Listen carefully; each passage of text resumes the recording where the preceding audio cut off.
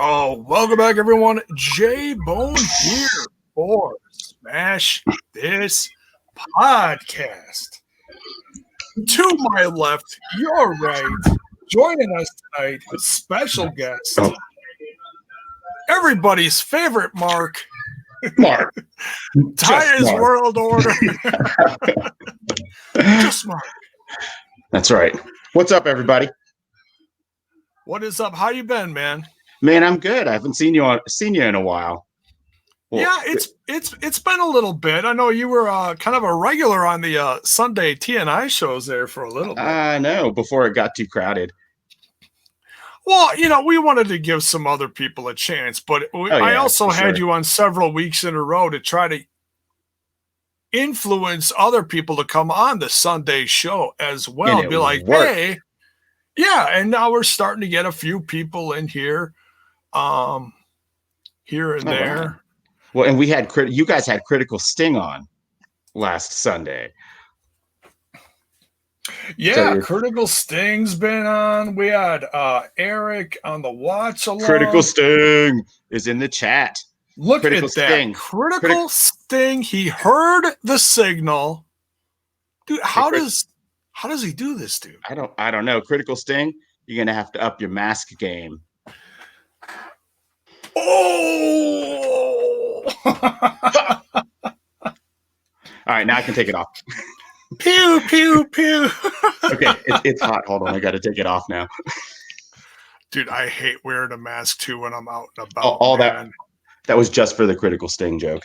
That's all right. That's all right. I'm sure he. Oh, look, see, he popped as well. Look at that. Look at that. Shout out, Critical Sting. All right, and as we get into this, folks, don't forget to, I'm not on YouTube. We're exclusively on Twitch, Mark.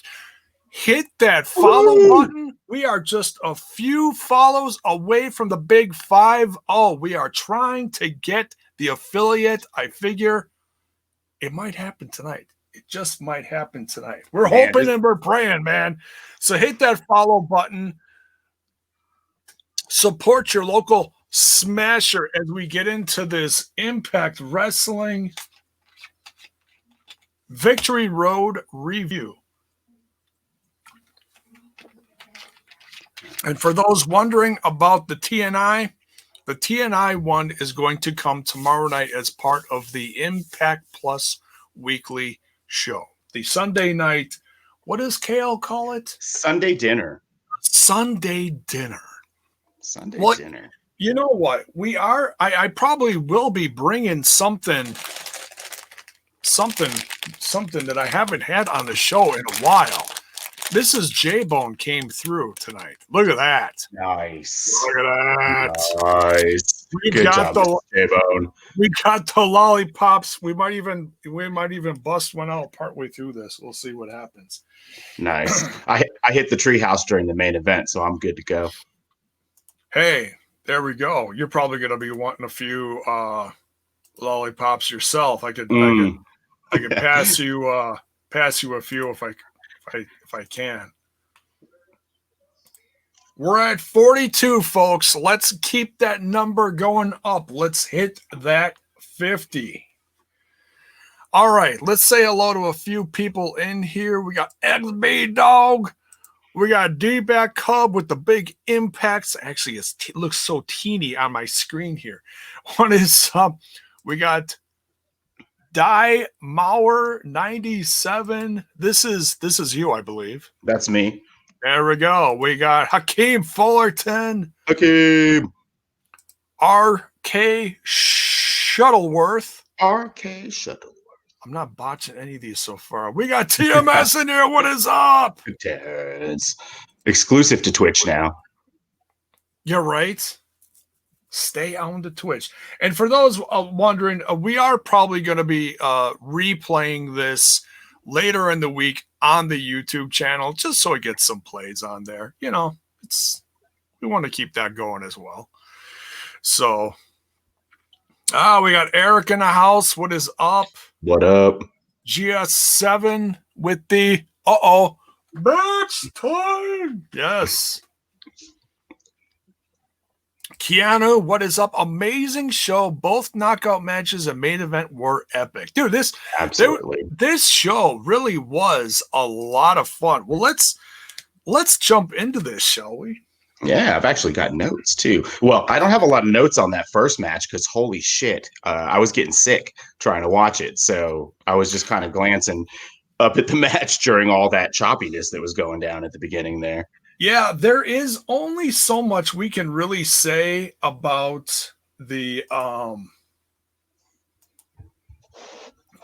main event, or excuse not the main event, the opening. I guess they called it the pre-show.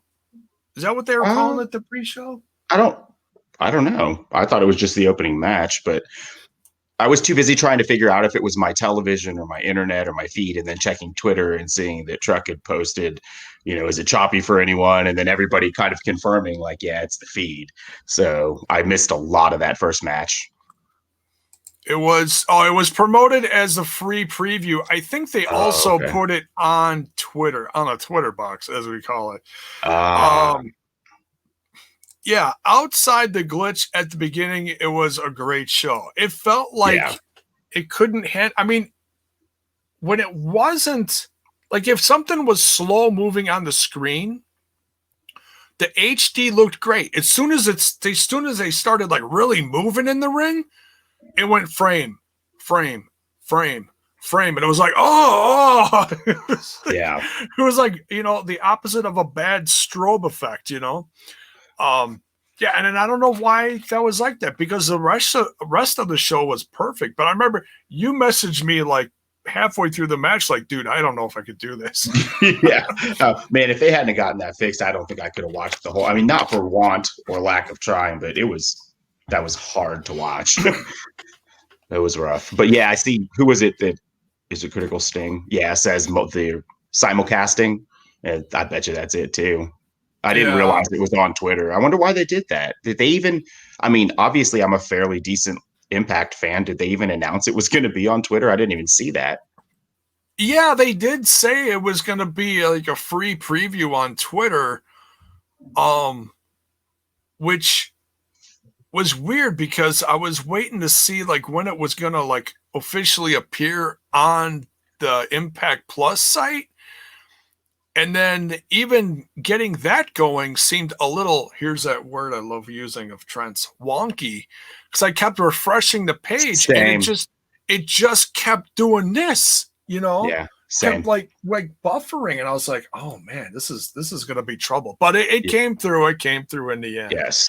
Yeah. I feel Critical Sting's comment though, like seeing the lagging gave him a sinking feeling. Me too. Right. Like first Impact Plus special back, and it was like, oh fuck, here we go again. Like, come on, guys. Thankfully, they came through and got it fixed. But man, it was scary for that first match. Right, because they've had a few issues with their specials over the last couple of years trying to really build this, and it had been a little disappointing in the it's like audio issues or whatever. Mostly audio, or cell phone video being live streamed. But it's Josh's phone. Yeah, but as soon as dear God. But as soon as they got through that first match, everything was peachy. Like the HD was crystal clear. It looked great. So the Rascals get a much needed win here. I know we've been talking about it on TNI a lot as far as like, wow, what's going on with the Rascals? They seem to be, with the exception of Trey, Dez and Wentz seem to be in a bit of a slump lately. Yeah, I agree. This was a definitely needed win. I was happy to see them get it. I think they need to commit. Personally, I'd like to see them to commit to Dez and Wentz as a tag team and put them in the title picture. Everyone wants this Rascals run. I don't know what's going on with Trey. I'll get to that later. But for now, I'd really like them to put a little more emphasis on the Rascals. And I wouldn't say they've been jobber level, like the unfortunate role Reno Scum has right now, because the roster's only so big. But much needed win. Nice to see. Yeah, it was. And it doesn't take anything away from Triple XL. They're still a pretty new tag team. with a lot of charisma, you know. So we'll see what happens, you know, Yeah. heading into we're on the road to Bound for Glory now. three Following this. weeks. 3 weeks. That came up so fast. They built this one out of nowhere, delivered a killer show. No stinkers on this card. You know, No, there some really were great, but wasn't. no, yeah, not a single stinker on this card. Even like I I'm not a dreamer hater. You know, I'm an old ECW guy like you and Bill and Trent. And man, I thought Dreamer Myers was good too. So I mean, leading into that, you know, sorry getting ahead of us here, but Oh no, it's fine. It's fine. Well, that is the next match, so we can get into it. Next, we got kick off the main, I guess, the main card of the show. We've got Brian Myers versus Tommy Dreamer. Uh, Cue the good, the bad, and the ugly. Wild West theme here they had on the last episode of Impact Wrestling. that was good stuff. I popped for that. I love me Yeah, a classic spaghetti western. same. So Brian Myers going into this with this attitude, like, you know, no reverence towards the guys that came before him, the guys that maybe set him up in another company and got his career in motion. What do you think about that, man? Oh, sorry, I was reading the comments. But yeah, I'm loving what Myers is doing. I love the attitude. I love that it's with Dreamer. I see the comments. I get everyone's tired of seeing Tommy Dreamer. I know we're setting up for a match of Bound for Glory. I thought this was really well executed. I like that it wasn't an old school rules match. I like that Dreamer wrestled. You know, there was some catch stuff at the beginning. Yeah. Like I loved commentary during this match was cracking me up. Madison was cracking me up all night. But like in this match, my biggest takeaway was actually her about Josh. She says, I do it because I'm incredible. I do it all. Look at this. I'm sitting here next to you, carrying you through this night. I popped so hard for that. She was cracking me up. But yeah, no, Yeah, good she match. is great. Yeah, good match. You know, a Dreamer using the lowdown, right? And he was like, "Damn, this always worked for D'Lo." And then them selling technique on the roll up over the move itself, which is that Myers' finisher? I don't even know that clothesline from hell or. Yeah, I think he's used that before. It's like I'm surprised they didn't call it like more of a lariat because it's more like of a, you know, like a leaping. I mean, Yeah. that was like straight out of something like would you see out of like JBL's closet with his closet, Yeah. or possibly Undertaker. I mean, that had some that It was a good one. had some mustard on it, you know. Yeah. Yeah. No, it was a good one. I liked that a lot. I loved the finish. And Like I like this whole thing. and I like old school moves like that. You Same, know, dude. and it's you wouldn't think of. I mean, this is, and I've been saying this for a while. This is a fresh start for Brian Myers. The guy was on such a losing streak in the E that you basically forgot what he could bring in the ring. And what he's bringing now is it's completely refreshing. It's great to see him get this. No matter what the cost, in my opinion. Agreed. Excuse me. Yeah, this. Go ahead. Oh, I was just going to say this is one of the matches on the card that appeals to the type of wrestling that I like. So while I love a lot of, you know, all the different types of stuff we see in Impact, like I know you have a lot of the regulars from TNI chat over here that know I'm rewatching like WCCW, you know, from the 80s. That was my local promotion in Texas growing up. So this match and the main event were very old school type wrestling matches that I really enjoyed. You know, Yeah. say what you want about Tommy Dreamer. The match itself was real solid. Oh yeah, and Tommy's great at storytelling.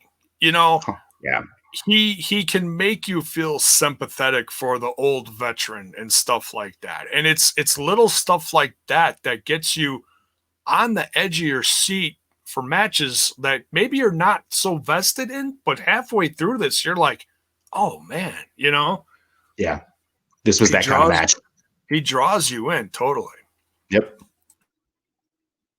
Yeah, with 100% Parkside. He's so good at putting talent over, and he's still got a lot of value for that. You know, these guys that are 50 years old or pushing 50, some of them over 50, there's still value as we're seeing for a lot of these guys. Jericho in AEW, Tommy here, you know, whoever in WWE. I don't know. There's nobody, no young guys get put over there right now, but like in the past, you know, Tommy here. So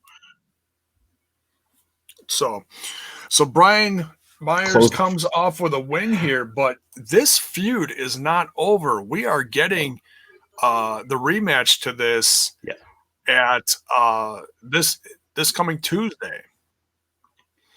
Wait, did they say that? I missed that. Yeah, they did announce that. Yeah, that'll be an old school rules match, right? At first, it might be. It just might be. Who knows?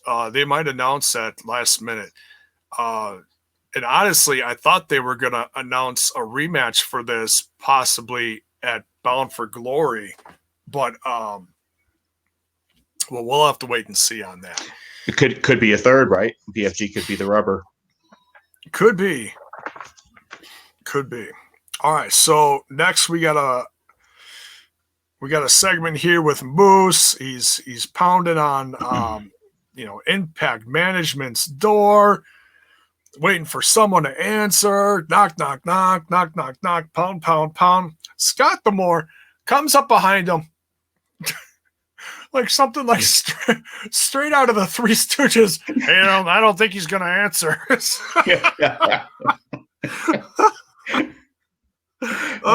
Coach.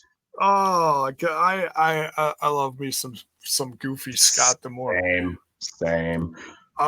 So he's like, man, what's up with you? You haven't wrestled in a month. How about you're starting to worry about some ring rust. You're worried about some imaginary title that's not even considered to be real in the company. This is the head of the company saying this to him too. I love it. Yeah. Just making him look like this small, and Moose is like, you're fucking killing me, dude. And he's like, how about you go wrestle Trey Miguel later tonight? Maybe dust off a little bit of that ring rust that you've been gaining lately. So Moose is like, oh, you kidding me? Really? All right. So next we've got the Who Can Defeat Rohit Challenge, where he offers up a challenge to someone that hasn't wrestled for his title yet, his X Division Championship. Going into this, we had lots of guesses. A great one from Trent. I just want to reiterate here. Last night, he mentioned could have been TJP, but under a mask, possibly Suicide or Manic. And I don't think anybody, at least I don't think anybody in the chat, or I didn't see anybody online predict Willie Mack. That was a nice surprise. Critical Sting says he got it. Oh, did he? I believe that 100%. It's Critical Sting. How would you call Willie Mack? I did honestly. It caught me by surprise, and I mean nothing against Willie Mack. I love the shit out of Willie Mack, but I was kind of let down. I thought we were going to get like, I don't know. Somebody online mentioned Leo Rush, and I was like, I did too. All right. How did we miss that? Where were the clues on this? That I'm just like, I don't know. Maybe it's just me. Maybe someone did say it last night, and I just missed it. There was a lot of guesses. Who knows? Zach Bonifer, what emoji is that? Is that Lita? What is that? It's so small on my screen. It's Gail, I think. It looks like Gail, I think. Is it Gail? I can't even tell. Like some of these, I know what they are right off the bat. Some of these are just so small. I think it's Gail. I think it's when she's on the outside of the ring and she's got like, and there's another belt that's not in the picture, right? When she was, she had two belts. Oh yeah. I don't know. Critical Sting outside her.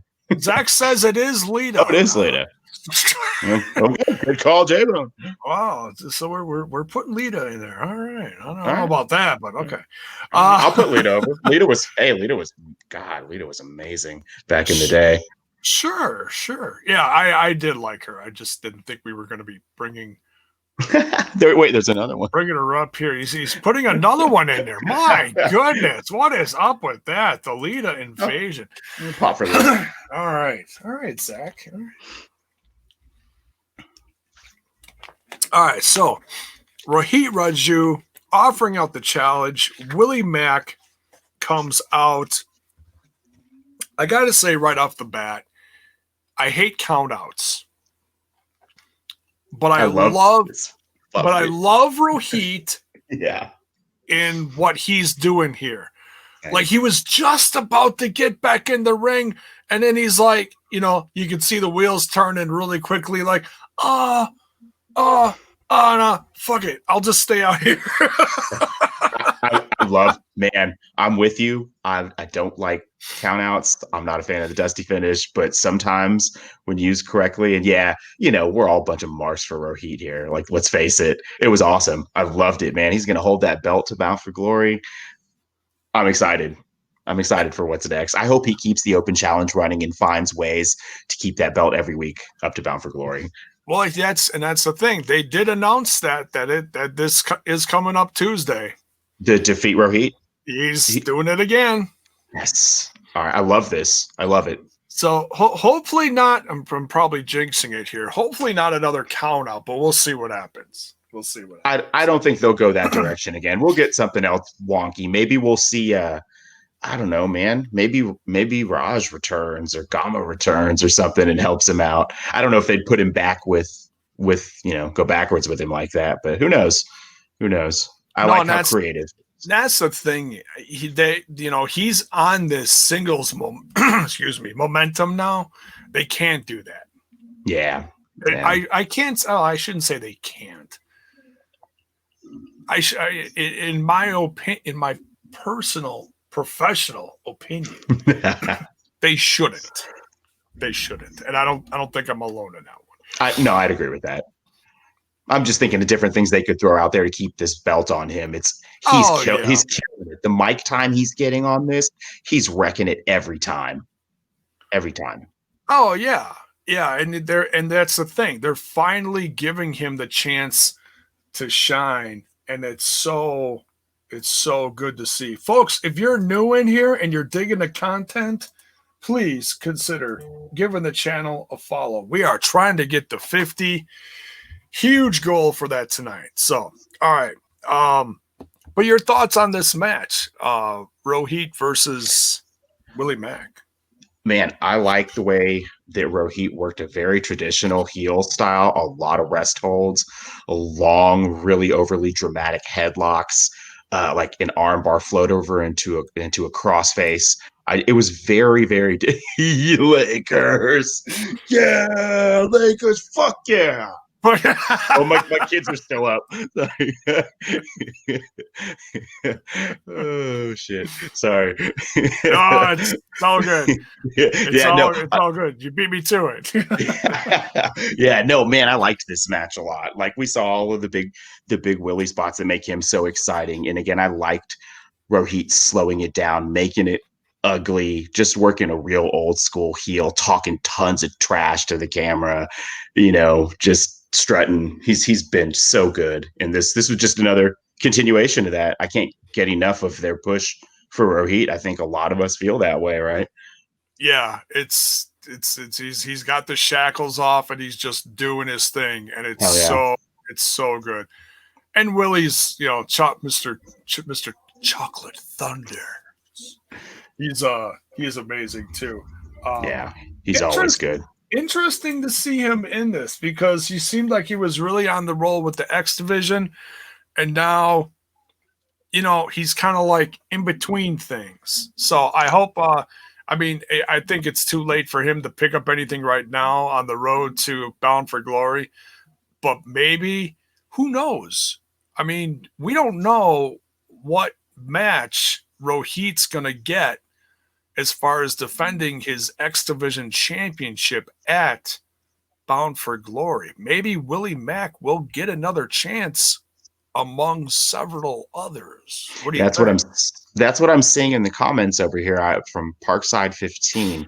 I don't know if that's like leaked information or well, I don't know anything about what they're doing with the X Division title. I honestly, looking at where everybody's at, I'd love for Willie to stay there. I'd like for Rich, as much as I want to see Rich win the world title, I don't think he's ready. I'd like to see him return to the X Division. I'd love to see Jay Chris come back and return to the X Division. I'd like to see that division more solidified because right now, even though I know it's always been the division, if anyone can be in it, it's kind of nice to have a feeling of who's shooting for that title. Like Trey should be there, not in the main event scene, in my opinion. I feel like we could reshuffle a lot of these guys to focus the X division a little bit more, bring Ultimate X back, like really beef that division up. Oh, it'd be great to see Ultimate X. And we were supposed to see that at right around Mania weekend for that special show. No Place Like Home. Yeah, I believe it was supposed to be featured. Maybe King of the Mountain was supposed to be there too. It was King. Yeah. Is that what it was? Okay. I think it was King of the Mountain. One or both. XB Dog says Leo Rush. Dude, I'd love to see Leo Rush still in this. Man, me too. God, me too. He would tear it up. I mean, he's not retired yet. He's still out there floating around a few indies, probably just trying to stay safe. I think he's got a wife and kids. Yeah. So yeah, we'll see. But this was a lot of fun. Rohit retains here from the count out.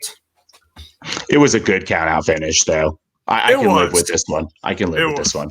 He was just all dramatic, like, oh, can I? Oh no, screw it.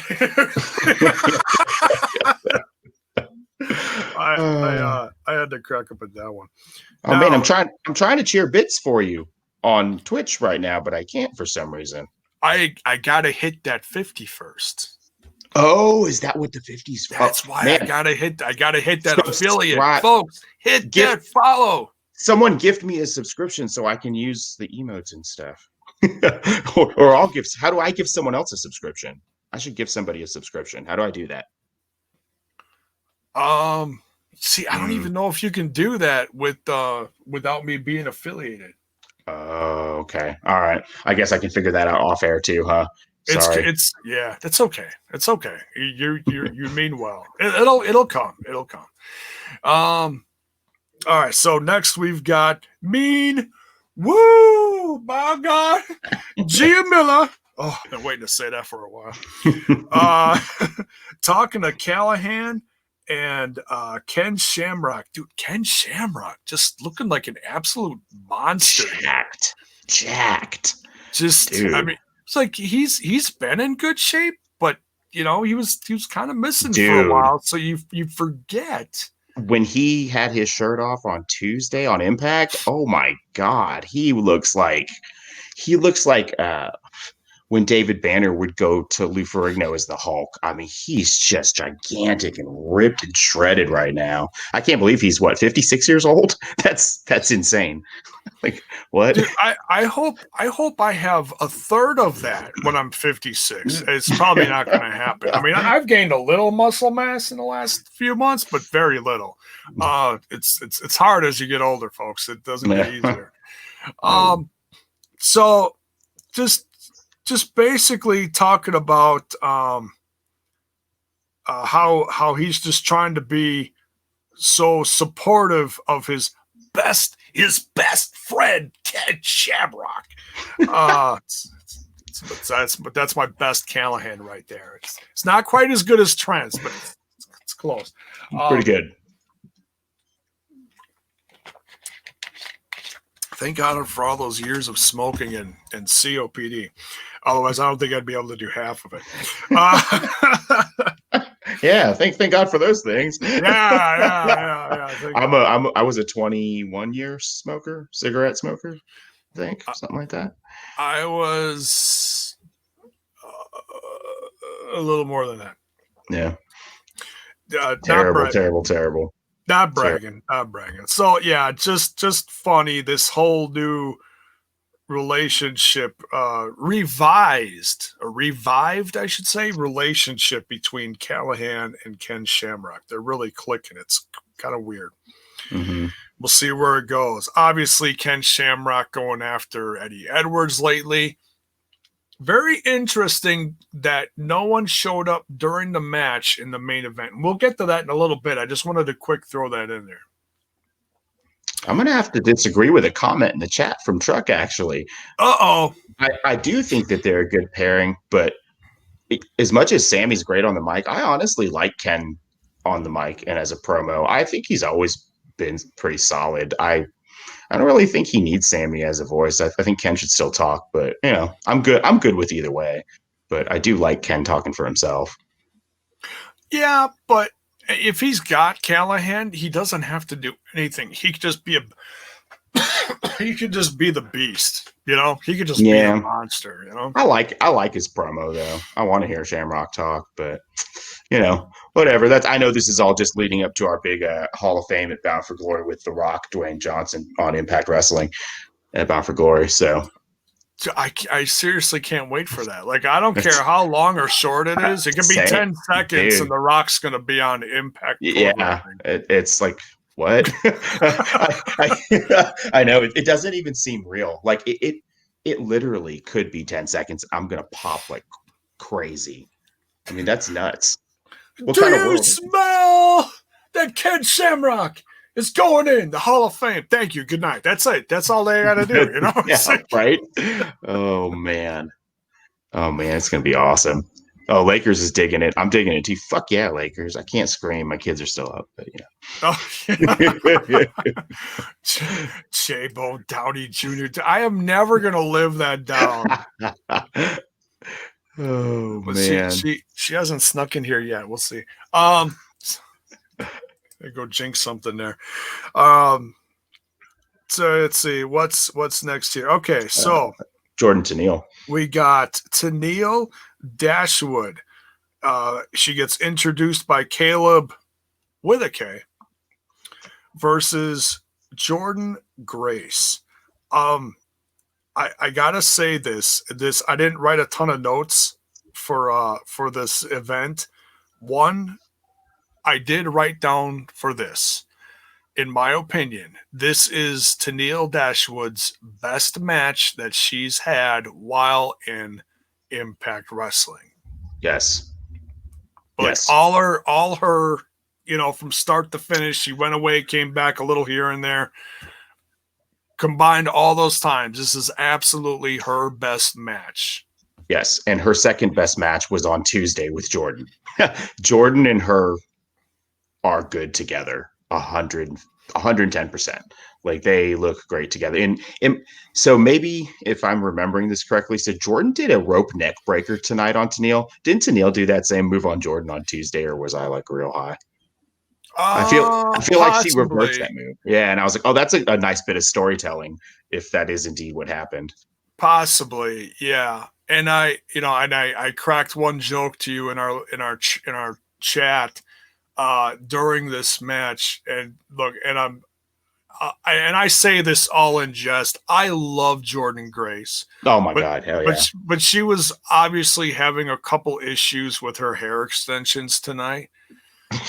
I'm sorry. That was close.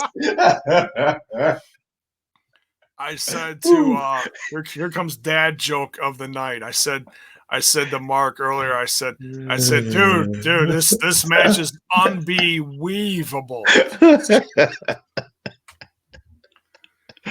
Oh man. Oh, Hakeem, I'm with you. I popped for that butterfly suplex too. She looked good. She looked good all around. Maybe she was just really, I didn't know Tenille before this. I only know her from Impact.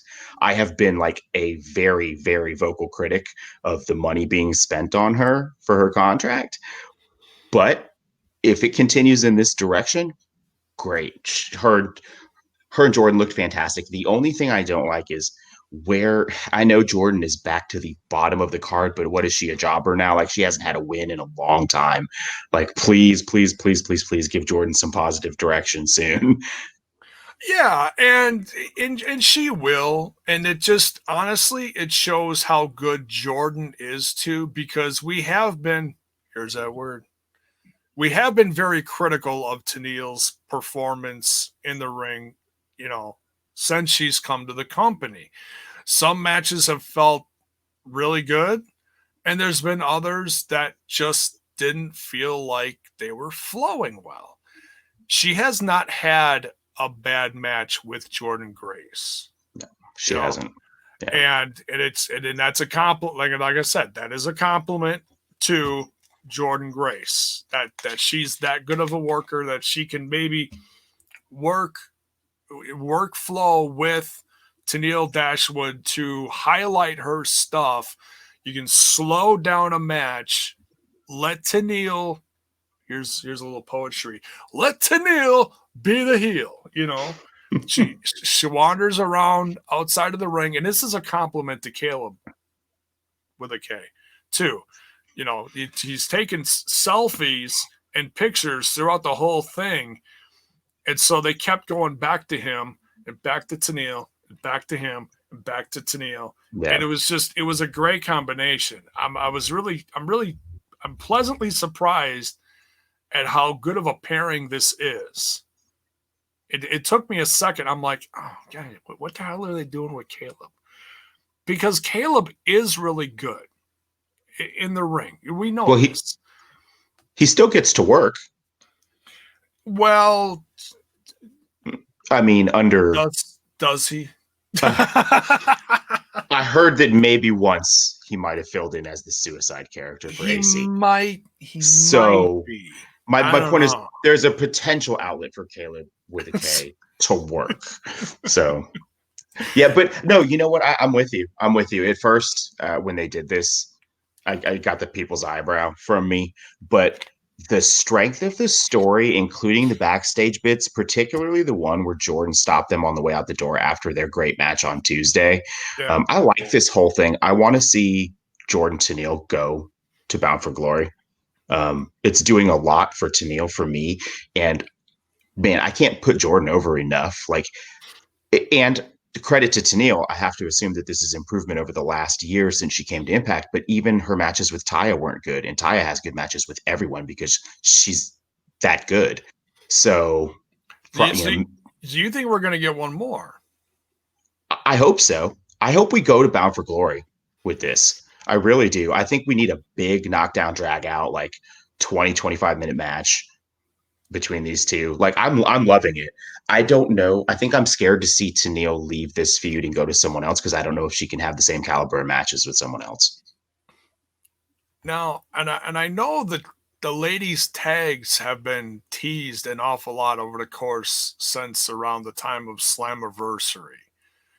There's a few knockouts out there that don't have potential partners by their side. Most of them do, some of them don't. One of them is Jordan Grace, and one of them is Tennille Dashwood. What about in the fallout from this? What if they get put together? Mutual respect. That's interesting. I like that. I'd be okay with that. I'd be okay with that.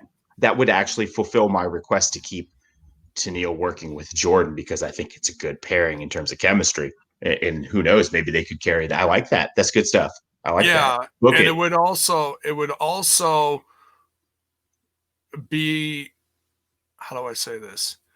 It'd be an opportunity to highlight Tennille's talents so that she doesn't have to work. Not saying that she can't work a full match, but like I said, some of her matches hadn't flowed before.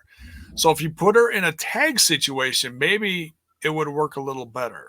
And you put her with someone strong like Jordan, that could be an ultimate duo. Yeah, and Jordan needs a character refresh, in my opinion. I love Jordan. I love her.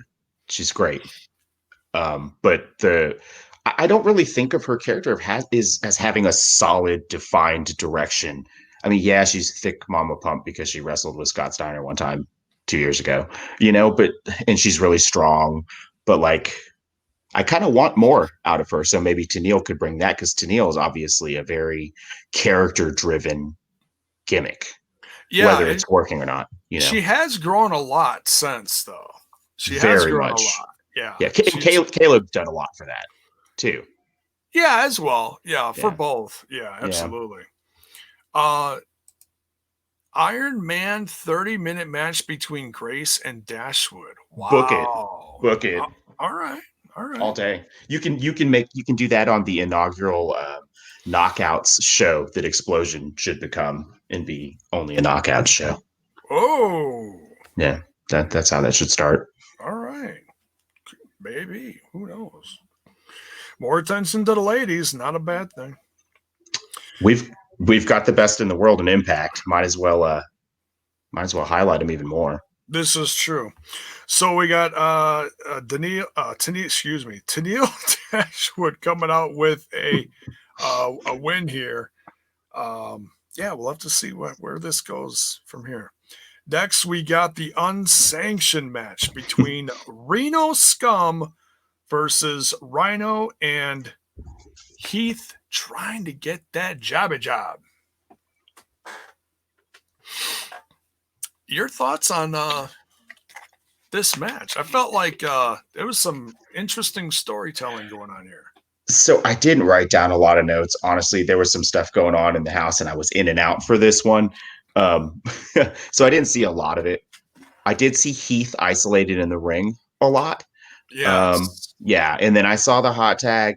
I saw a move that I've seen Reno Scum use before that's apparently called the Pity City, when Thornstowe puts his arm up and the rest of the legend rubs the opponent's face in his pit. Love me some Pity City, dude. I crack up laughing every time.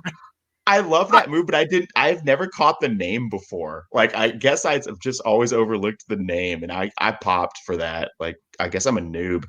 It's all right. I mean, it's one of their better moments in the ring that really puts forth their heel persona, and it's such and honestly, it also looks so old school. Like, no one else does that anywhere. No one. And yeah. And how about Thornstowe's standing moonsault? Jesus Christ, that was athletic. That was a beautiful standing moonsault. I mean, we see a lot of them all night long, but his was perfect. These two, this is their best run out of the last 3 runs that they've had. I mean, the fact that they're finally on this roster says something. You know, they have a connection, they have a chemistry that is not seen by a lot of tag teams as far, and their growth.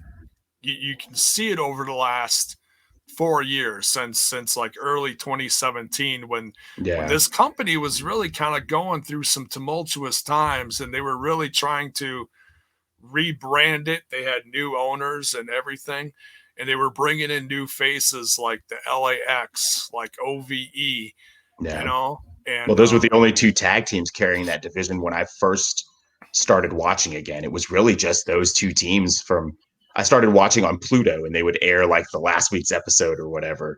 And it would always be LAX and OVE, like when it was just Jake and Dave, like all the time. They carried it. They completely carried it, you know. Yeah. But these guys have been really showing some great, tag work, and seeing, and I pop for Rhino and Heath being together. Yeah. And I give Impact a lot of credit for not taking jabs at what they used to do in the other company, which is basically, the last time I saw them together in the ring there was sitting in the middle of the ring. I've said this 1,000 times on my podcast. Sitting in the middle of the ring and eating a tray full of little bologna sandwiches, which was total bologna in my opinion. I'm liking Heath. I only know him from Impact. I don't really know his work in the E because I wasn't watching, for a long time over there. He was such a joke in the E. He was never. I mean, he was a multi-time tag champ, but he was always just thrown to the wolves.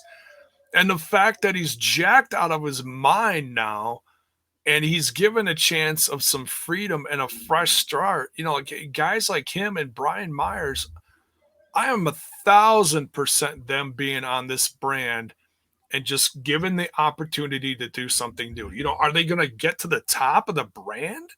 Maybe not. But can we see something different in them that we haven't seen in the last maybe 15-ish years? Hell yeah. Yeah. Well, and we're getting the best out of these guys because, I mean, God, you see it. Hell Like yeah. I can't even remember the amount of times I've tweeted or like texted Trent or put something on Instagram where it was like a talent talking about how thrilled they are to be with Impact, like the Good Brothers saying they want to stay forever and finish their careers here after just a couple of months. Yeah. Deanna is now starting to push for the company, and it seems like she's kind of turning into maybe more of a company type person. That the locker room is contagious in Impact. You could tell. And it's that's a good thing. We're going to re-sign Ethan Page at Impact. I say we, it just happens to be my favorite company. They are going to re-sign Ethan Page because he wants to stay, because there's a legacy and because he's continuing on building on that legacy. And now's a great time to be in Impact Wrestling. It's the best company to belong to right now. Yeah. Yeah. In my opinion. Oh, it is. They're the only company that's showing actual growth right now. Yeah. Signing new deals in Europe, signing new TV deals in Russia, of all places. Yeah, You know, that's awesome. You picture some crazy motherfuckers over in Russia putting down pints of, ice straight cold vodka. Straight vodka. Just like, oh my God, could you, everybody in the bar going, moose in Russian. I mean, I have no clue how you say moose in Russian. So somebody in the chat looked that up for me. It's like Critical Sting will come up with it. I hear Critical Sting's Russian is quite fluent. No, not really, but so I would believe that. Critical Sting seems to be he's got a wealth of information up here at the ready. Oh God, if only.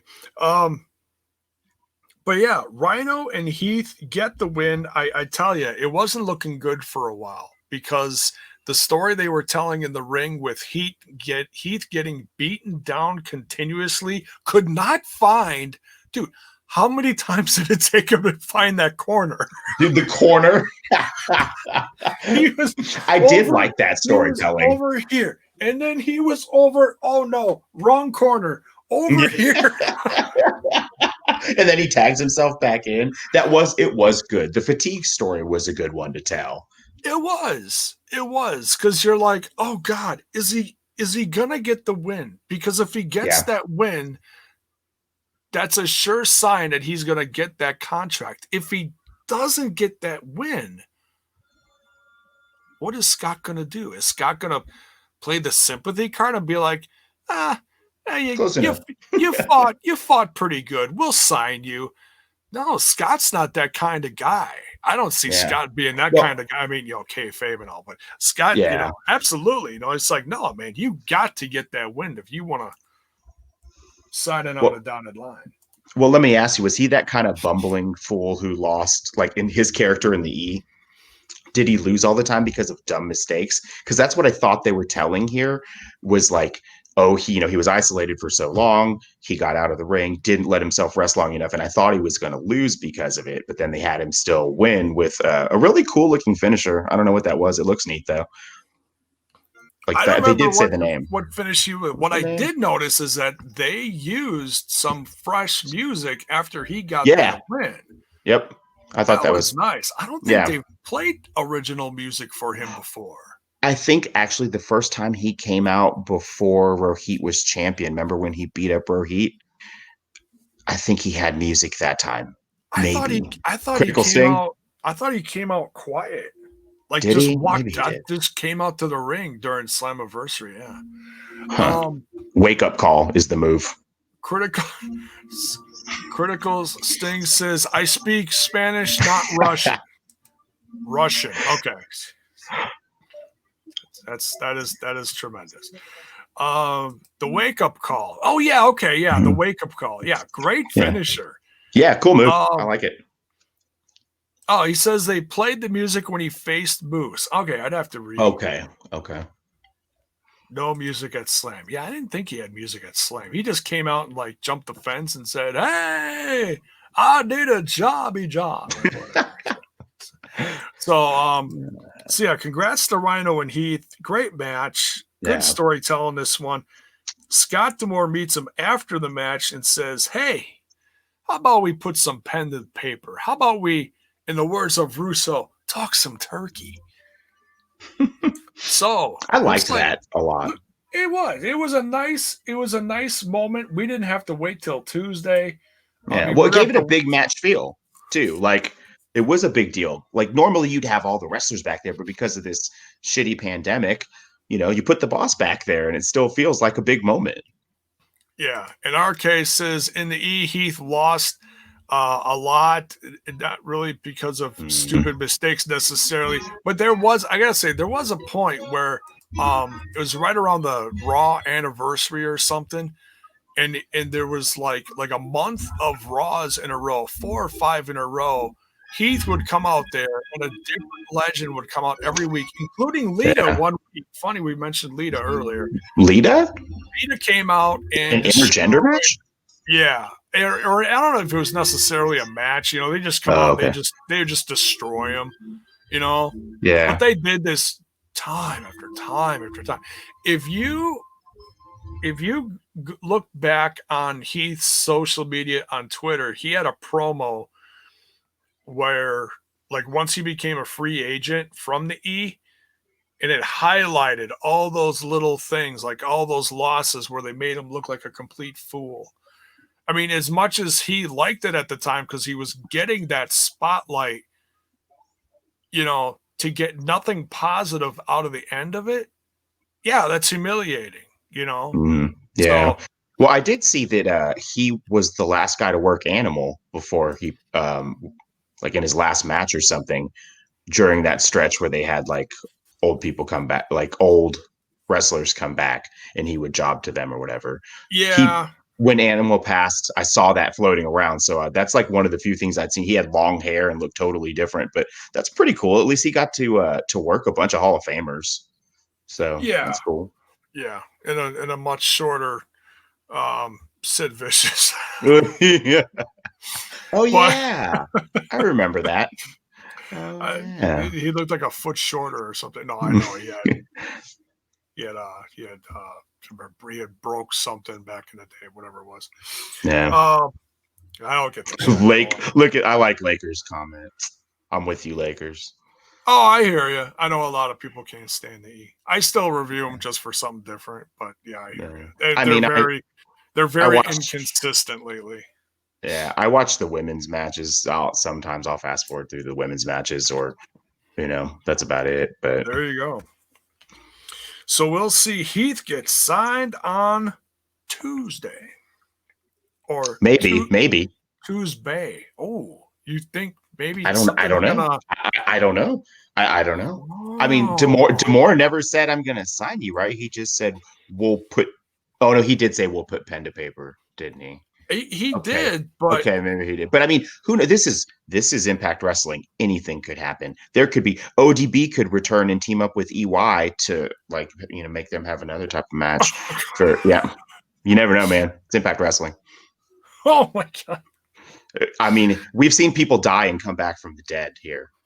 So when this Allie comes this back, I'm is not going to be surprised. this is true. Oh, I've actually clamored for that one I wish. to do the I wish. crossover. Yeah, I wish. that'd be interesting. So Moose now gets his match to brush a little that ring rust off. Not talking about that Lawrence Delicious scent either. We get Moose versus Trey Miguel. Hot out of some action from the day before. Did anyone see that match that he had in AAW? That was a nice surprise in Chicago. If Trent was here, he could tell you a lot about it. I did see it. It was a nice surprise. He's also the Warrior Wrestling World Champion. So he's got a nice little amount of shine lately. Trent He does.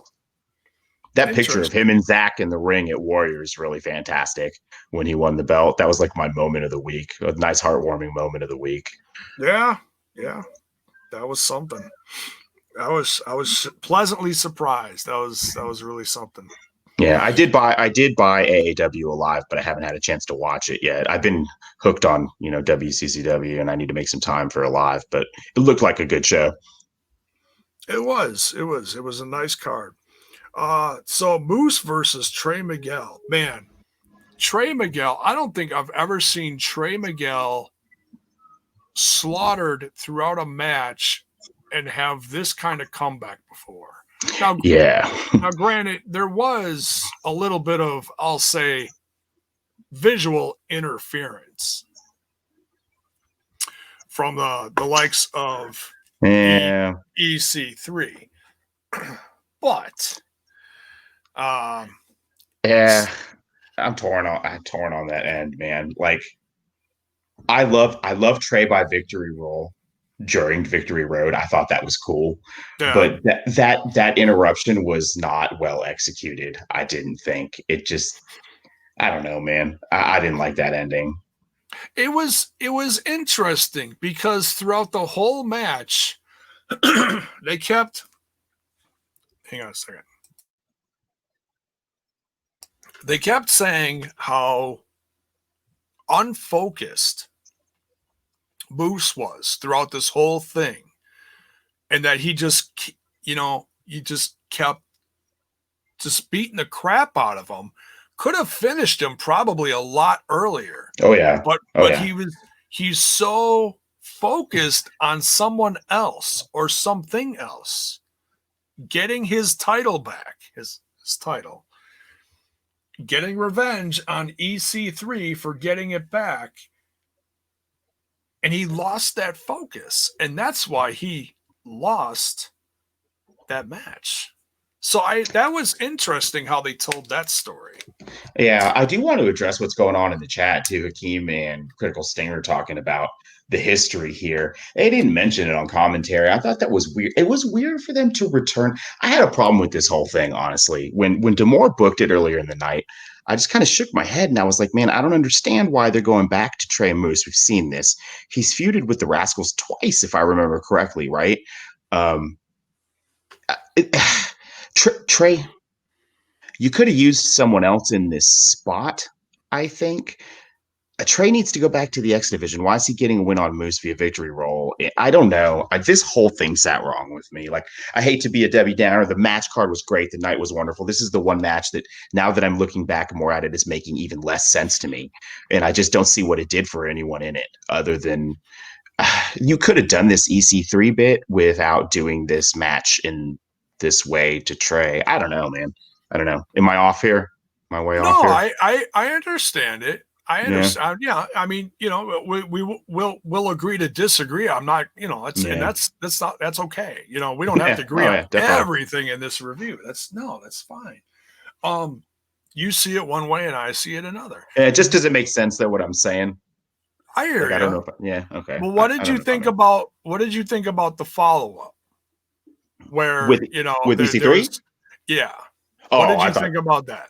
I thought that was cool. It was nice to see EC3. I was just texting Trent last week saying, man, this is a little bit too slow of a burn for me. Like, are we ever going to see C3 in the ring? Like the vignettes and the segments have been great. The storytelling from Moose and Demore and all the people they've brought in are great. But I'm really like, I know slow burn. I know be patient. Yeah. I trust Impact. I trust Callis's booking. But man, I just call me greedy. I'm ready to see EC3, man. He was like the one I was most excited to see come back. And like, come Yeah. on, come on. And now he's going to be on Ring of Honor. And it's like, damn, what the hell?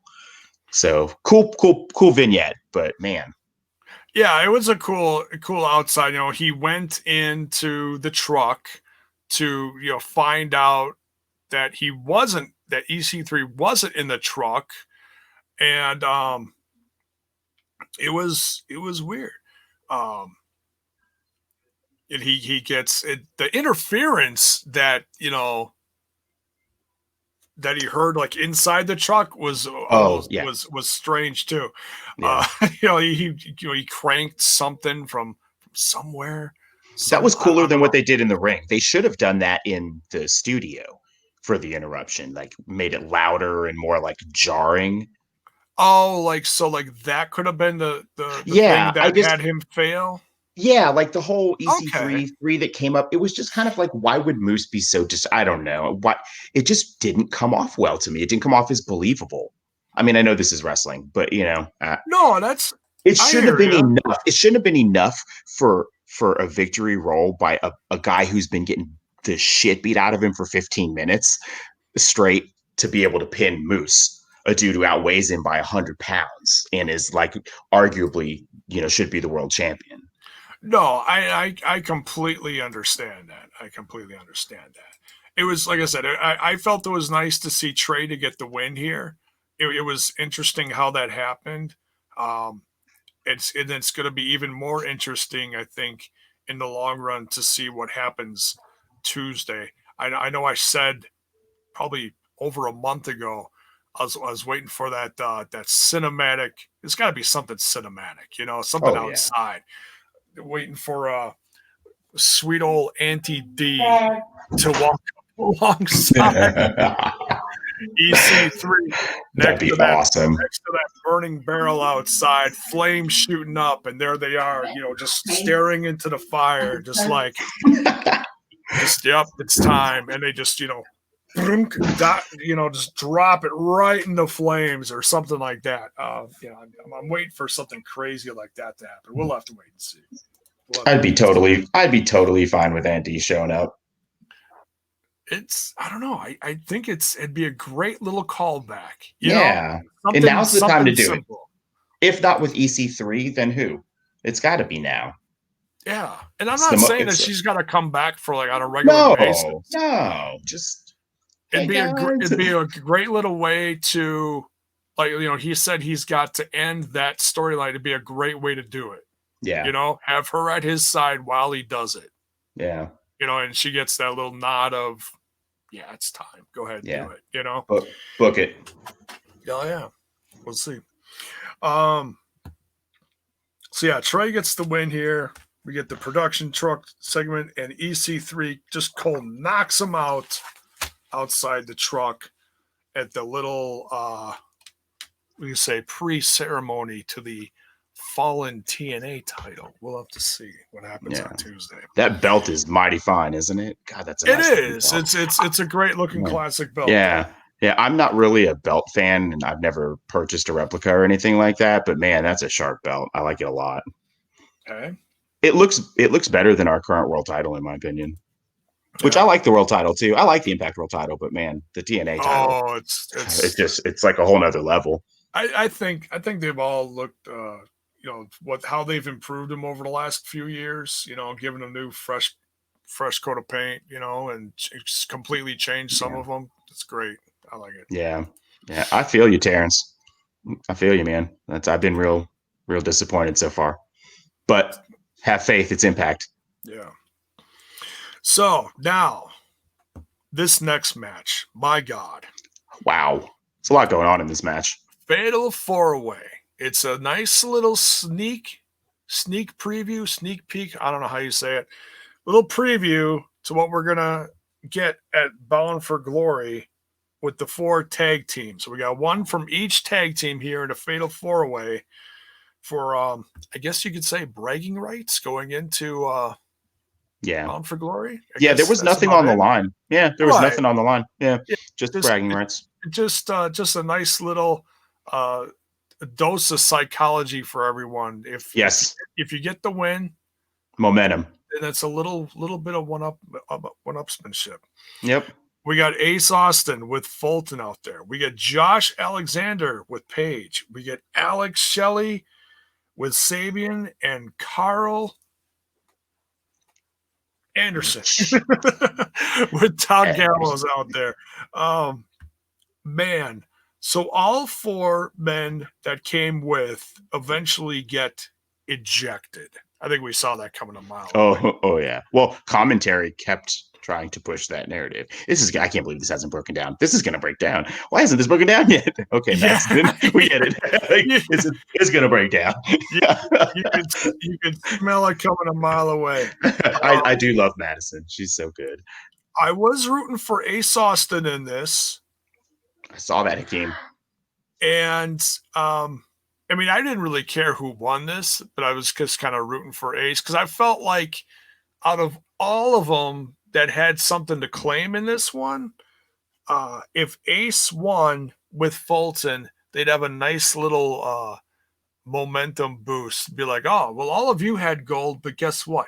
We, our Ace could say, I won the match, giving them a little psychology, a little bit of, like, second guessing themselves going into Bound for Glory. But Josh Alexander won this. I was surprised by that. That was the twist. It was a twist. So, I think I saw that Ace and Fulton have a match against the Machine Guns on Impact on Tuesday. Is that right? Yes. Did I see that?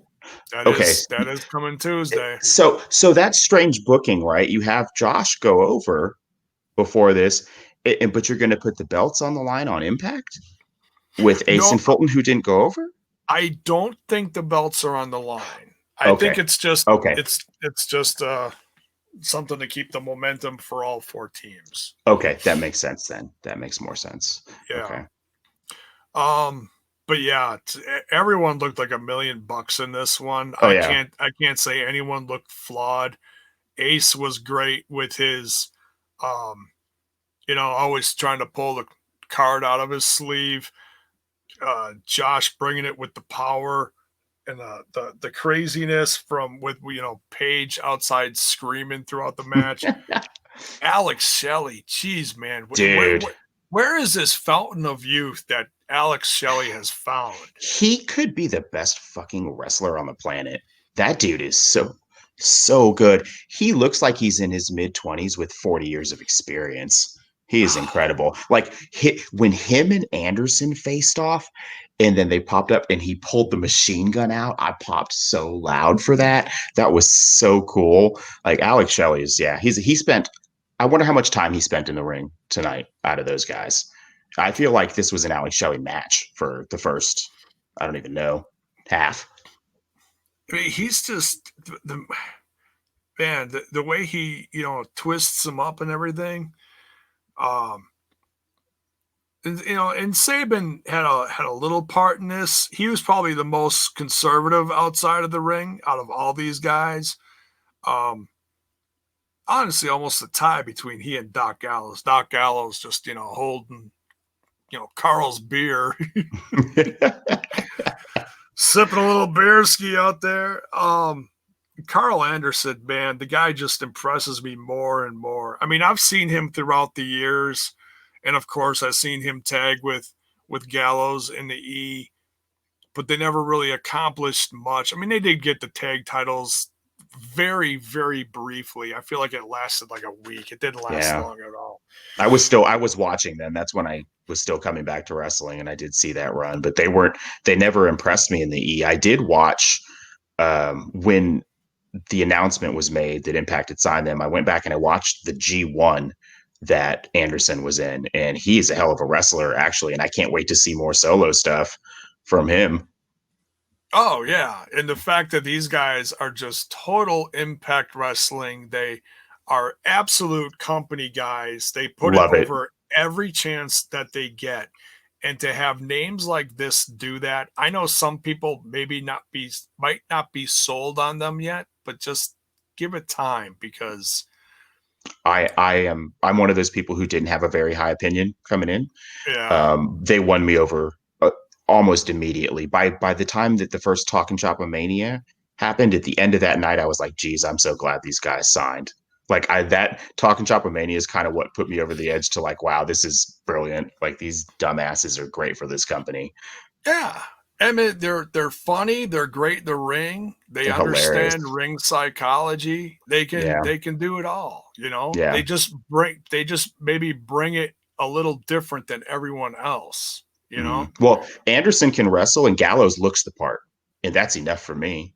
He's a monster, man. Dude's huge. He's done it all. He's played the drooling dumbass in the start of his career. Came back as oh yeah. Did you ever see what he did early in the E? Yeah, I've seen. Oh no. Oh yeah. Yeah, like a long time ago when he was oh god, what the hell? I can't even remember the name of the tag team, but he was with a pretty legit wrestler at the time, a smaller guy. But he came out as this, like, you know, the drooling buffoon. And as soon as he heard the bell ring, something snapped. He turned into this absolute crazed monster.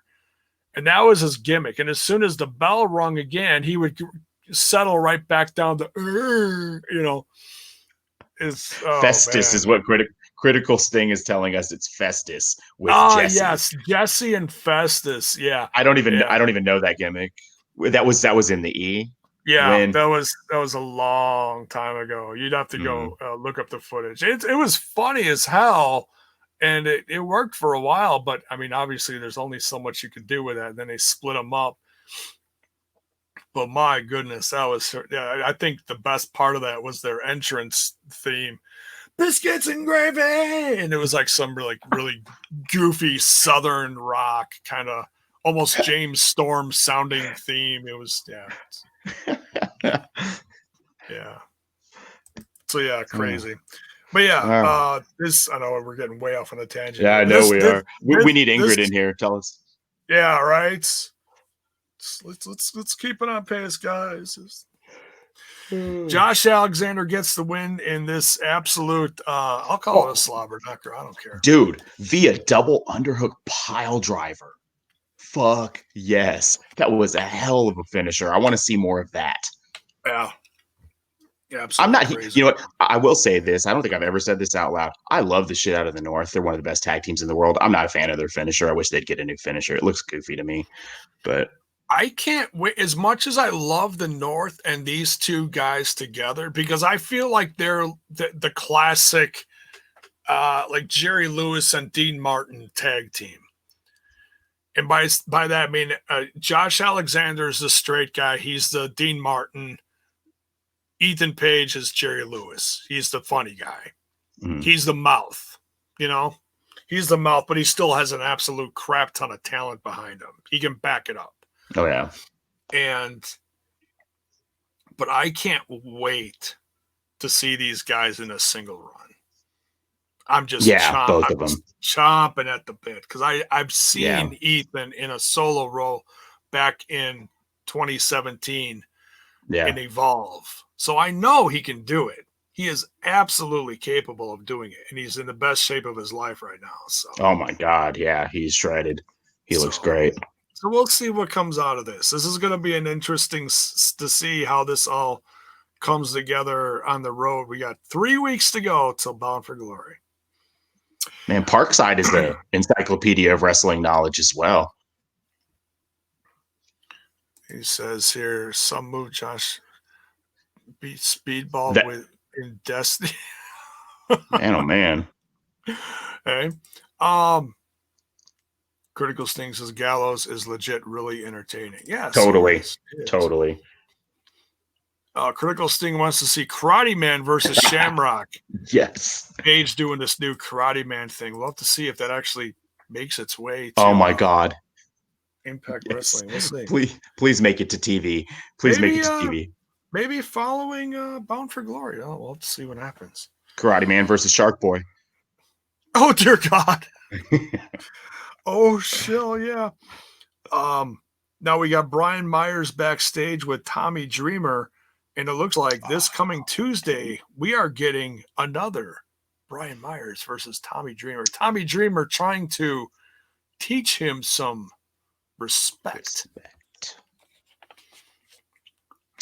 I don't know that Myers is going to learn this respect in this hardcore match. I'm pretty sure we're going to need a third at Bound for Glory. We'll see what happens. I see trash cans in our future on Tuesday.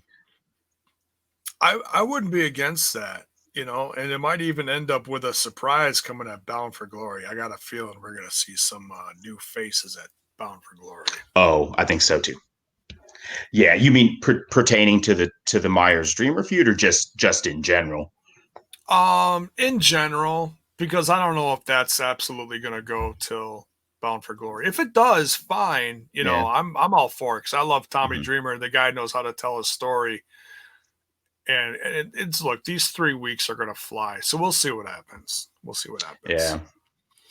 Uh, Susie with Kylie Ray versus Deonna Perazo with Kimberly at her side defending the Knockouts Championship. Um, man, did Susie bring it here or what? Dude, match of the night. This was my favorite match of the night. Susie is, Was it? oh my God, she has grown into this character beyond what I thought its shelf life would be. Yeah. I thought we were getting this quirky thing for a couple of months, maybe one set of tapings, and it's a full blown style and character of its own now. I don't want to see Sue Young back yet. I love Sue Young. She's one of my favorite wrestling characters ever, but damn, Susie's so cool. And yeah, she brought it. This match was just wonderful. Great storytelling through the first half until she started to turn it on. We get, I will say, commentary. Josh was killing me here, man. Like, oh, it's Sue. Oh, I think she's turning. I think she's turning. Shut up, Josh. All match. God, shut up, Josh. But other than that, this match was match of the night. Yeah, it's like he kept making you wonder, with every little twitch or every little thing that Susie would do, it's like, bringing out those little, turning the page and what's on the next page? Oh, is it going to be Sue Young? Oh, not yet, not yet. Just We never got the full blown Sue Young. It's been one of those. She's it's evolved. The character is always evolving. It's always changing.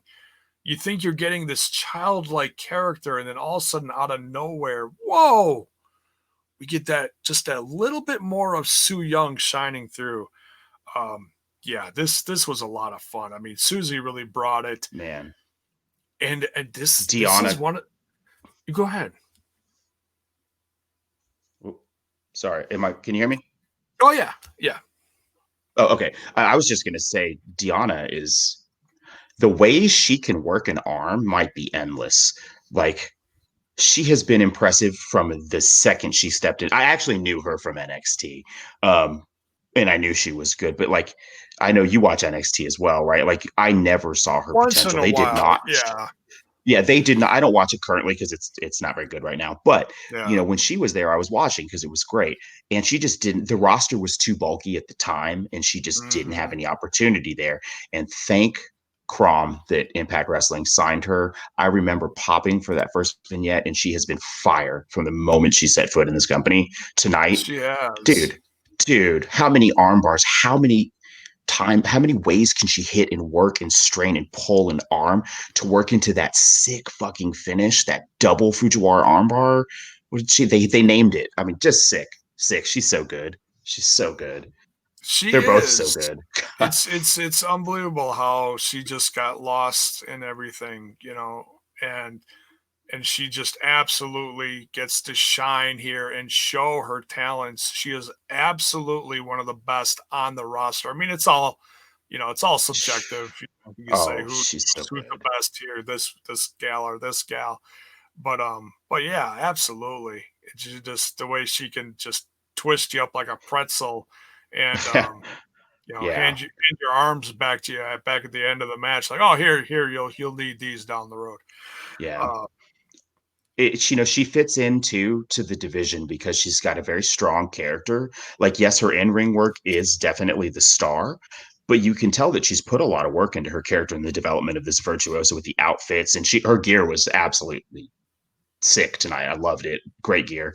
Um, yeah. but yeah, she man, I was a hater at first just because of her kind of non-committal attitude to Impact Wrestling, but I have been fully converted. I want them to sign her so bad. I don't think she's signed. I'm looking in the chat. Isn't Keanu Impact guy says isn't signed yet? He thinks. I don't think she is either. They need to sign her. They need to throw a bunch of money at her to I, sign her. I saw an article recently that they put a contract in front of her, but nothing's officially happened yet. And you don't know, you never know. I mean, she might have put pen to paper and it just hasn't gone out yet. Everybody's like, oh, she hasn't done this and she hasn't done that.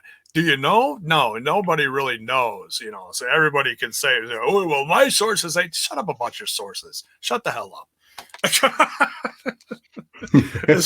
See, if your sources are so good, let's see the piece of paper. Yeah, I'm with Terrence. I had just, not to jump too far ahead, but man, that comment, it leads us into the next match or I'll let you drive actually, but I do want to address that comment about EY's signing as well. Deanna and EY are the best talent acquisitions to Impact in 2020. I agree. Oh, absolutely. EY has been incredible. I only knew him from the comedy stuff.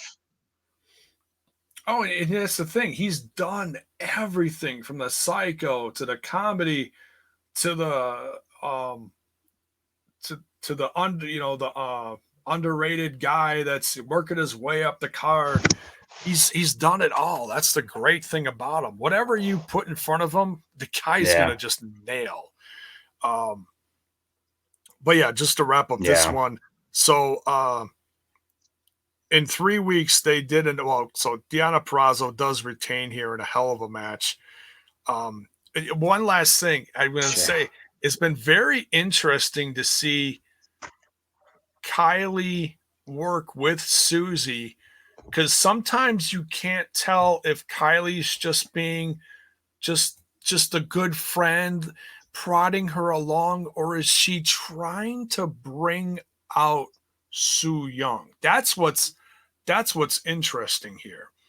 And I say that by look at Kylie Rae's face during some of these sections. Sometimes it looks like she's just putting on a smile, and then there's other times when you look at this smile, and Kylie's smile is absolutely almost as terrifying as the Su Yung character itself. Take a second sometime and just look at it, and you might know you might understand what I'm saying. And it's Kylie's smile at time is almost, I'm gonna say this, Joker-esque. Like you can see that paint on her face. Like something's coming. I don't know. I could be completely wrong, but I don't know. I smell something, dude. I think I'm not, you guys have talked about this. I'm not seeing the evil Kylie turn, but I'm not saying I don't want to see it. I'm not seeing the signs here. It'd be interesting if they go that way, like her instead of Susie turning. I don't know. That's crazy to think about that weirdness for her character. Because if we do get a Su Yung, it is absolutely going to be because of Kylie. Kylie's going to be like the one that's the turn. She throws those little breadcrumbs to draw out the character. Like she said that little thing in the last Tuesdays, like your time is coming, and then all of a sudden the screen goes all, It's like, oh, she's doing that on purpose. That's the thing. Is she doing it on purpose, or is she just trying to be lovingly motivational as a friend and accidentally comes out? That's the question. So we'll have to wait and see. But we are absolutely in 3 weeks getting Perazo versus Kylie Rae for the Knockouts Championship. Kimberly attacks Kylie Rae at the end of this. Deonna Perazo absolutely destroys Susie, leaving the carnage in the ring at the end of the match. Brutal attack. Brutal chair at the end. Yeah. Great build. Joker Kylie, similar to Joker Sting. Yeah, exactly. So, I'd be okay with that. There you go. I'd be okay with that. A little bit of. I'm just saying I don't see it yet. I don't see the signs, but I'm not looking in the right places. Yeah, just watch the promos carefully, and maybe they'll stray away from it, or maybe we'll get closer to it. But I see little things. I don't know. We'll see. I'm crossing my fingers though, because it'd be sick if it happened. Because we've seen so much bubbly Kylie, and I've seen so many new fans of her say, "Oh, it's a Bailey ripoff and it's fake." No, you don't get it. Yeah, that's who she really is. That's Kylie Rae. Okay, that's classic Kylie Ray. That's how she is. I mean, I don't know how to say it. That's her, you know. Yeah. Real quick to the chat, I want to see Taya Deanna too. Obviously, that's it. Deanna can't leave this company, and Taya can't leave this company without the two of them locking up. No way. Oh, Taya's still our number one, in my opinion. Longest reigning all time. She's still top of the hill. Like in my oh mind. I know yeah, Deanna's good, but you know. I absolutely, yeah. Yeah. Ty is still very special in this knockouts. Yes, Yeah. yeah, yeah. Yeah. Now the main event for the Impact World Title: Eddie Edwards against the defending Eric Young. Man, that heavily taped ankle of Eddie Edwards getting worked over throughout this entire match told just an God. amazing story. Brutal. I mean, Yes. almost shades of Angle coming out of Eric Young here, just working it. Dude, this match, Eric Young reminded me of a young like Tully or Arn in like their heel prime, just relentless. I mean, bulldogging that weakened limb, big moves when they were available, just nonstop intensity. He is just a badass. I love the shit out of him. I tweeted that there was, I hate when the match before the main event's so good because there's just no way the main event can live up. It wasn't my match of the night, but it was close. These guys left it all out there. Honestly, I didn't really think it should have been the main event. The world title should always main event, but I wasn't the most excited for this match. Yeah. Not because I don't love both these guys, I do, and I know they'll deliver. But man, they even delivered beyond my expectation. That pile driver at the end with the ankle exposed after he'd worked it the whole match, taking the shoe off. Like we saw Yeah. everything in this match. We saw it all. Yeah, and even Eric Young getting busted open early in the match and had that little bit of trickle of blood just made him look that much more like totally. I didn't see how that happened. I must have missed that. I think it happened outside of the ring. I think it was like legit, like the hard way. It wasn't because he went down and bladed himself or anything like that. I think it looked busted open. Yeah, it looked like it. But yeah, the limb work, the way he dismantled him, just told just an amazing story. I'm really happy that there wasn't. I mean, there was in the end where Rich Swann came down, but I'm really happy that there was no interference in this match at all. Yes, yeah, good classic wrestling match from beginning to end. Like lots of rules, lots of good calls from the ref. Just a solid match all around. Bunch of everybody got their stuff in, but like both had a lot of offense, both had a lot of reversals. We saw everything in the match. Great world title match. Yeah, and it put an end to this feud for now. It did, because we know that Eddie's going to be focused on Ken Shamrock and Sami Callihan for that matter, which is going to be interesting how they play this out. Eddie's pretty banged up though, so we'll see how this goes. We'll see if he even makes it to Bound for Glory. I don't know. Yeah. But yeah, clean win for Eric Young here. As brutal as it was, he made Eddie Edwards tap. But then we get Rich Swann out in the end in the ring, chasing off Eric Young and holding that championship. How did Rich Swann look holding that championship?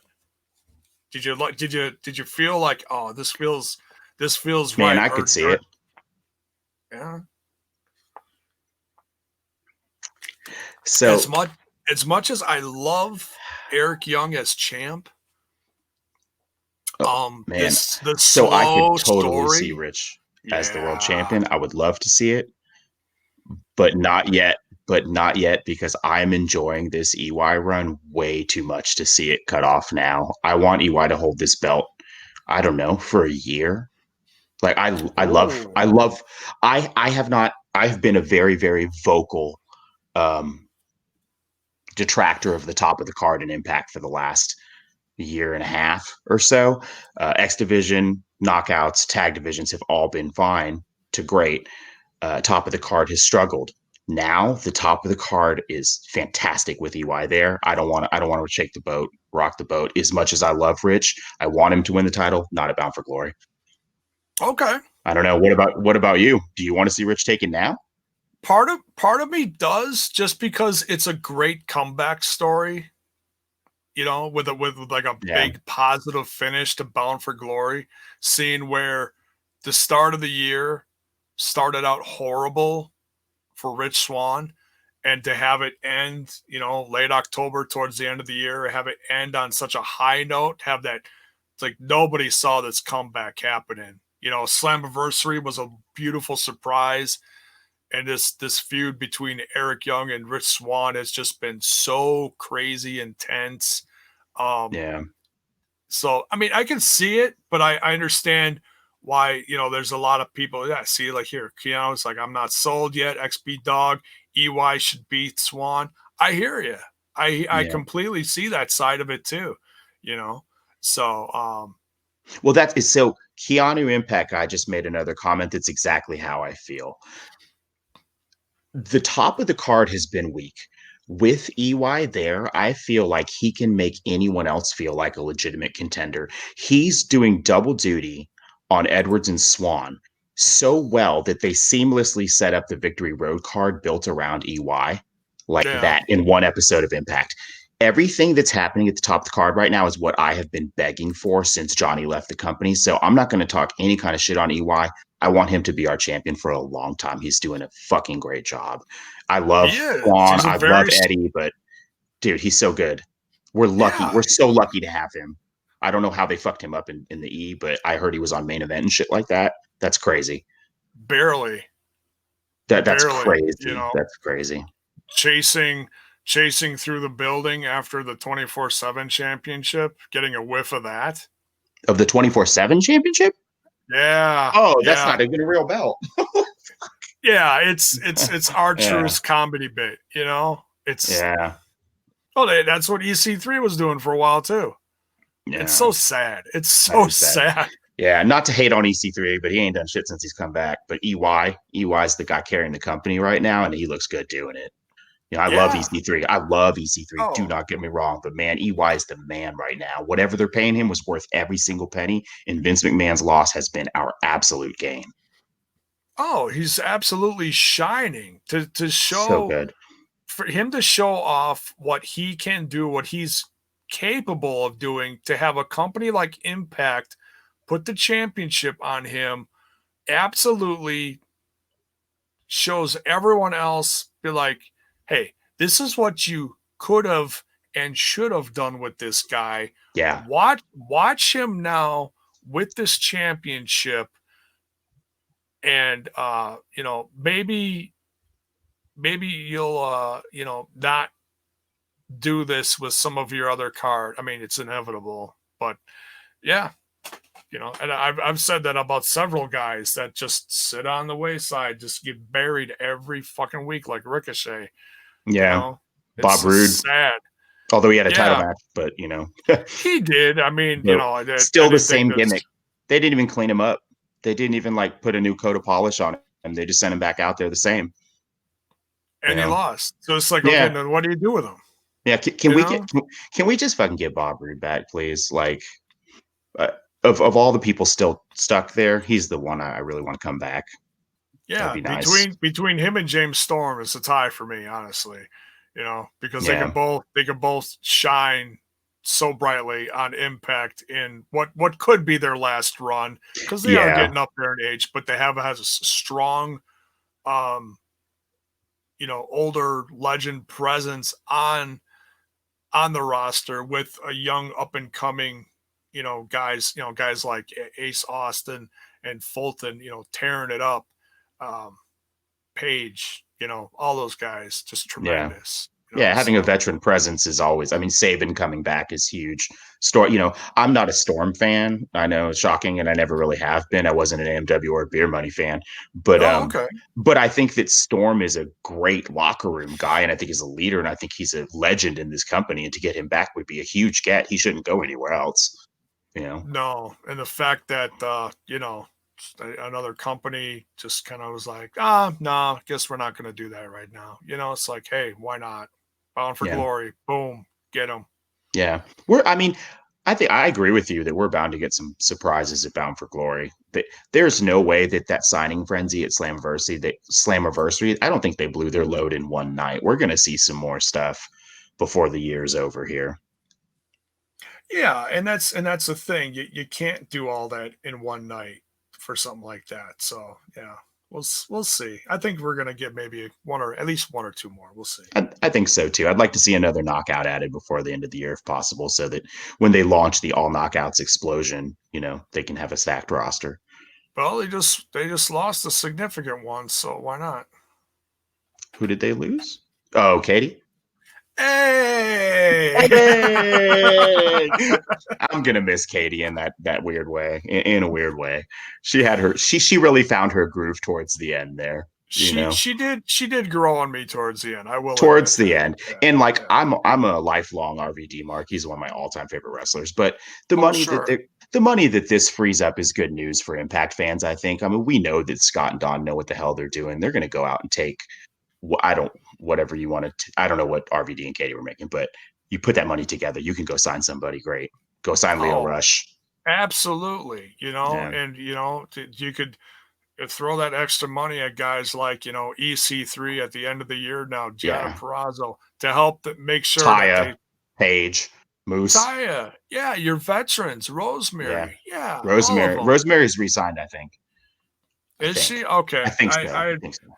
I haven't heard about everybody's, and you know what though, it's and honestly, I keep saying this, and everybody would probably disagree with me, but it's like it's none of our business. We don't have to know. Totally, I'm just happy they're with the company for now. We enjoy them while we can. That's the only reason. Yep, that's the only reason I ever want to know is because I want them to stay and I want to know how much longer I have to enjoy them because I don't really watch a lot of wrestling outside Impact these days. I mean, I do when I have time, but Impact is my number one. Have to watch it. I hear you. Elena Black, yeah, she was just on the AAW show. She looked great. That'd be a great one to sign too. She's been on a few in the past. How about Priscilla Cali? Ooh, there's a free agent. As far as I know, I don't think. I think she is. She wrestled Thunder Rosa at who's doing? I forget. Somebody's running shows with NWA talent, like in Championship Wrestling from Hollywood, maybe. And she wrestled Thunder Rosa this past week. Yeah. Oh, but maybe, yeah. I mean, that'd be great to see a lot of this talent get picked up. Oh, Parkside, yeah. James Storm's in great shape now, dude. He's in the best shape of his whole career, man. Allison Kay also, Sienna, yeah. So, I don't have too many positive things to say about her, but it's all right. Oh, really? Yeah, just the way she was shooting her mouth off last year. Oh, the old Tessa stuff. Yeah. I enjoyed her as Sienna in Impact. That's really, and I liked NWA and her work there. And I did too. It was just till certain people start shooting their mouths off at the wrong time. It's like all unnecessary.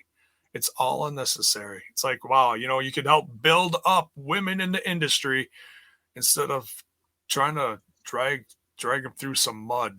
That was a cluster. It was horrible. It was horrible. Opinions aside of what I tell you what, I tell you what, as a fan who attended, I was in the front row next to Bill at Hard to Kill, and it did bring that whole night down. Like, it was still a great night, and I'll never forget it. And I was able to enjoy the moment, but like it did have this cloud like hanging over, like what's going to happen, what's the reaction going to be like, Yeah, it's like it never recovered.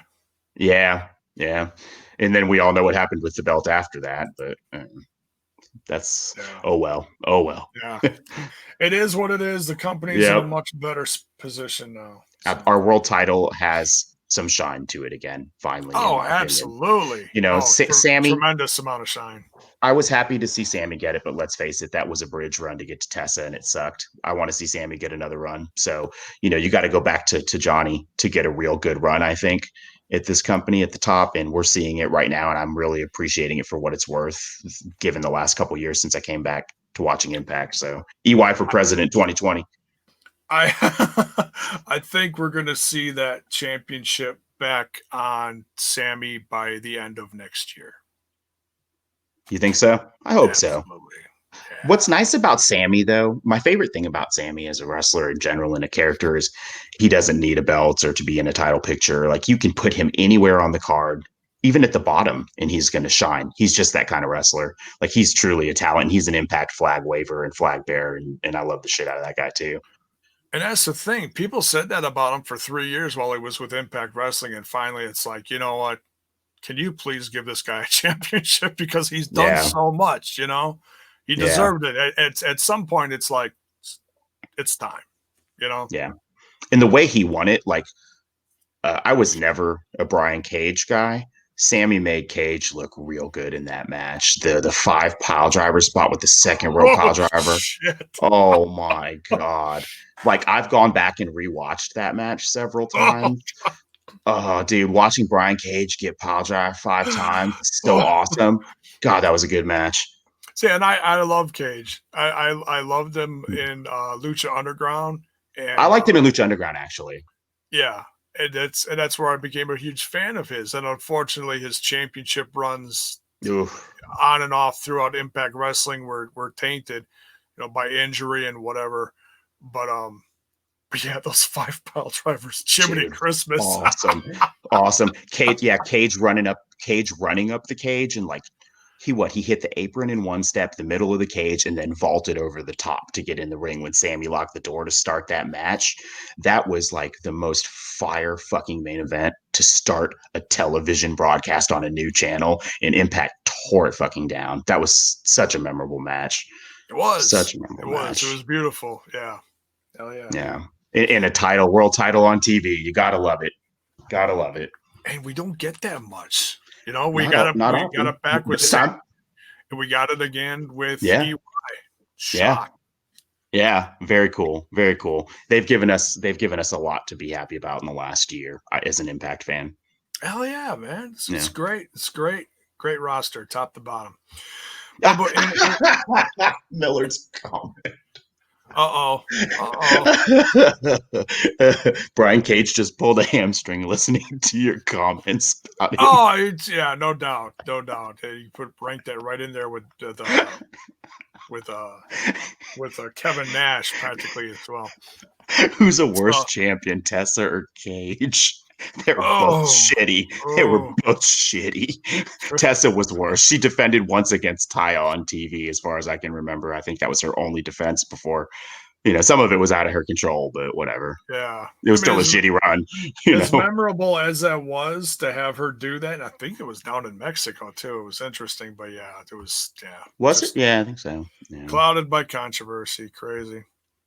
Yeah. So, but we could talk about that all night. But we're going to wrap this up before it goes too long. Mark, thank you so much for joining me for this. This was a blast on this Twitch exclusive. The replay will end up on YouTube. Don't worry, folks. So you can watch it again over there if you so desire to. So, but if you're watching it on the replay and you dig the content, please give this Twitch channel a follow. We are trying like hell to grow it. Get that affiliation, the affiliation, as Swan would say. But if you do watch the replay over on the YouTube when it does show up, don't forget to smash that like button, smash that sub button, and ring that bell for notifications. Why? So that you know when more of my content hits your screen. Thanks again, Mark. We'll see y'all mañana over on the TNI channel for the review of Victory Road. Good night, folks. Bye, everybody. Thanks, JAYBONE.